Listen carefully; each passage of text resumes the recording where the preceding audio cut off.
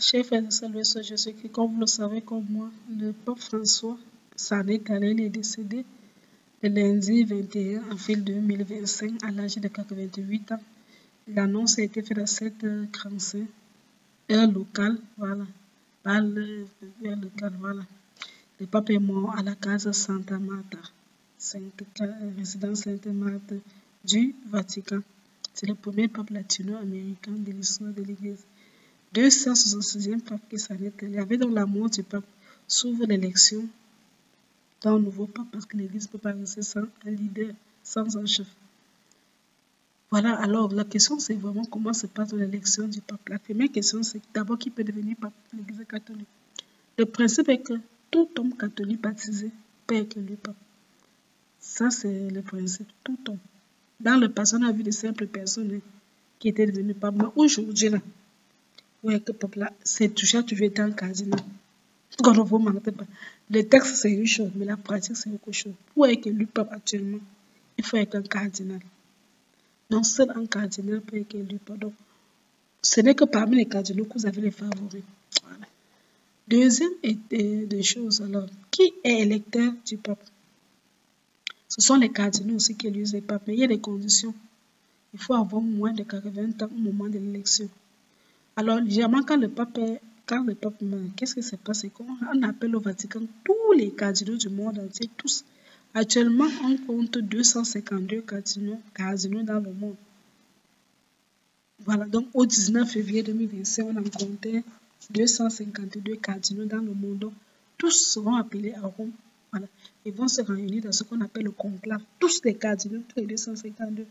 Conclave, c'est qu'ils sont enfermés dans la chapelle de Sixtine au Vatican. Ils ne partent avec ni téléphone, ni radio, ils n'écoutent pas la radio, ils ne regardent pas la télévision, tu ne peux pas les appeler. Aucun contact avec l'extérieur. Voilà. Mais seuls les cardinaux de 80 ans auront le droit de voter le nouveau pape. Seuls les cardinaux, donc, on les appelle donc les cardinaux électeurs. Cardinaux électeurs. Généralement, le nombre est limité à 120, mais aujourd'hui, on estime que 138 cardinaux ont moins de 80 donc sont des cardinaux électeurs. Parce que le pape François a nommé 21 nouveaux cardinaux en décembre 2024, ce qui fait qu'on a actuellement 138 cardinaux électeurs, donc âgés de moins de 80 ans. Voilà, vous savez donc qui peut élire le pape et qui peut élire le pape. Alors, comment donc les cardinaux sont élus le pape? Voilà. Comme je l'ai dit, c'est une habitude qui date depuis 800 ans. Ça n'a jamais changé là. C'est vraiment un rituel. Dès que le pape meurt, après les obsèques du pape, comme le pape a été enterré là, lundi, tous les cardinaux sont appelés à Rome, au Vatican. Voilà. On appelle ça le conclave papal. On appelle ça conclave papal. Alors, qu'est-ce qui se passe? Ils entrent dans la chapelle Sixtine au Vatican. Le premier jour, ils sont enfermés là-bas parce que quand ils sont en conclave comme ça, c'est sous clé. Il n'y a que les femmes qui font les ménages, peut-être les médecins, voilà, qui peuvent entrer là-bas parce qu'on ne sait jamais.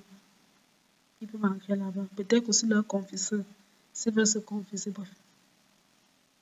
Voilà. Et qu'avant d'entrer là-bas, ces femmes la prêtent serment. Que s'ils ont au courant de quelque chose, un docteur prête serment, qu'elle ne peut pas révéler ça. En dehors de ça, personne ne peut entrer là-bas. Voilà. Le premier jour du conclave, les cardinaux célèbrent la messe, une messe, dans la basilique Saint-Pierre. Quand ils finissent d'après la messe, la messe est pour confier à Dieu, pour que Dieu lui-même les aide à choisir le pape qu'il désire. Après, dans la messe, ils s'entrent ce qu'on appelle la chapelle de Sixtine du Vatican.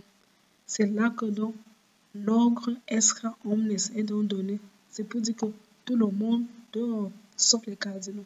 Donc, quand les cardinaux entrent à la chapelle de Sixtine, on dit extra omnes. Ça veut dire tout le monde dehors.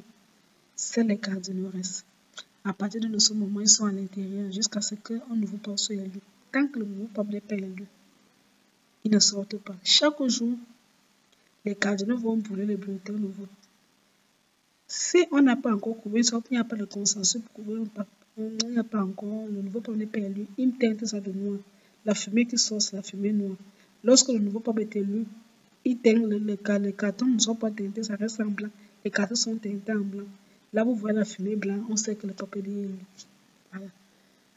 La chapelle Saint-Pierre, justement, à côté de la basilique Saint-Pierre, donc c'est pas loin, c'est toujours au Vatican. Donc, il procède donc un premier vote le jour, le premier, pour procéder au vote le jour, même le premier jour du conclave. Chaque cardinal écrit sur un bout de papier la personne que lui veut qu'il soit devenu pape. Moi, je veux que tel Robert Sarah soit pape, j'écris Robert Sarah. Je veux que Félix Amaro soit pape, j'écris. Je veux que Pierrot, c'est pas l'eau, j'écris. Et puis, on dépouille. On voit la personne, les gens qui ont un peu la majorité. S'il n'y a pas encore de majorité, on laisse. Le lendemain, on refait même chose. Même chose. C'est-à-dire, j'ai lu le souverain pontife. Voilà. Même chose. Et on demande jamais aux cardinaux de changer le main d'écriture pour protéger le secret du scrutin. Voilà. Ils vont donc. Alors, si le deuxième jour, il n'y a pas toujours de consensus, il n'y a pas. Parce qu'il faut qu'il y ait quelqu'un qui ait la majorité. Si le troisième jour, ça n'a pas, qu'est-ce qui se passe? On dit ce jour, il n'y a pas de vote. Les cardinaux vont se consacrer à la prière, à la contemplation, on fait juste la messe, et puis vous allez peut-être adorer le Saint-Sacrement, vous priez. Puis demandez au Seigneur de vous éclairer, parce que tout doit se faire vers l'Esprit de Dieu. Et aucun scrutin n'est engagé ce jour-là. Le scrutin reprend le 4e jour.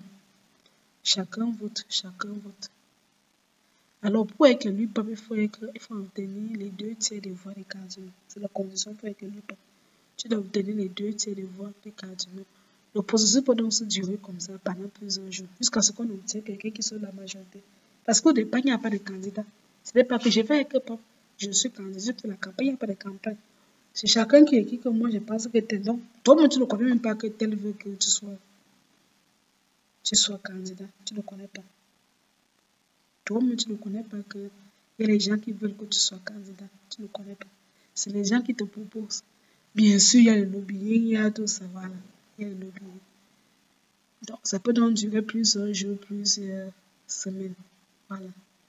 Comme je l'ai dit, personne n'est autorisé à l'entrer à l'extérieur, à l'intérieur. Personne ne connaît que c'est les personnels d'entretien, des médecins, des quelqu'un qui est dans la confession et qui ont prêté serment.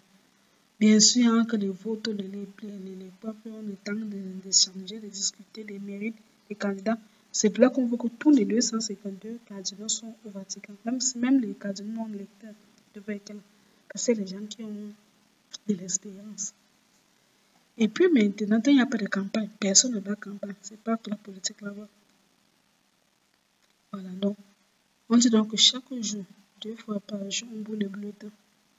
Alors, comment se fait donc que le pape ait choisi le nouveau pape? Premièrement, c'est que ce jour, quand la majorité, un des candidats a eu 2/3 des votes, on teinte le bulletin en blanc et on le brûle.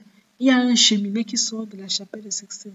Lorsque le public, dans les fidèles rassemblés devant la place Saint-Pierre, voient la fumée blanche qui sort de la chapelle de Sixtine, ils comprennent que les cardinaux ont élu le nouveau pape. Ce pape-là, la personne qui est on informe donc, il choisit un nouveau nom, comme Georges Mario Bergoglio avait choisi François Ier. Le pape est libre de choisir son nom. Il choisit son nom avec lequel il dira pape. Voilà, il souhaite. Il revêt dans les habits de fonction. Vous voyez, le pape porte un habit blanc, la blancheur, dans cette robe blanche, l'habit blanc. Et puis, les cardinaux lui rendent hommage et lui promettent obéissance. Et puis maintenant, après donc, cette cérémonie-là, des cérémonies des cardinaux, le nom donc du nouveau pape est révélé au public. On dit que tel cardinal a été élu pape. Le nouveau pape élu apparaît donc au balcon, il salue la foule. Et généralement, c'est le doyen des cardinaux qui sort. Habemus Papam, qui présente le nouveau pape, Habemus Papam. Et puis le pape fait donc dans la traditionnelle bénédiction Urbi et Orbi en latin. Donc c'est en latin Urbi et Orbi qui signifie à la ville et au monde. Et puis, la foule applaudit naturellement. Et plus tard, quand dans la soirée, on va donc présenter au pape les résultats du vote du conclave, comment ça s'est déroulé, qui était candidat, qui était son challenger. Il aura le temps de voir qui aurait pu être à sa place. Il a obtenu quel pourcentage, qui a fait quoi, puis on sait les résultats. Dès que le pape a fini de consulter les résultats, on scelle et ils sont archivés au Vatican. Et personne n'a le droit d'aller lire ces archives sans autorisation du pape. C'est donc tout pour aujourd'hui. Espérons que l'Église aura bientôt un nouveau pape et que ce pape sera un pape selon le cœur de Dieu. Que Dieu vous bénisse.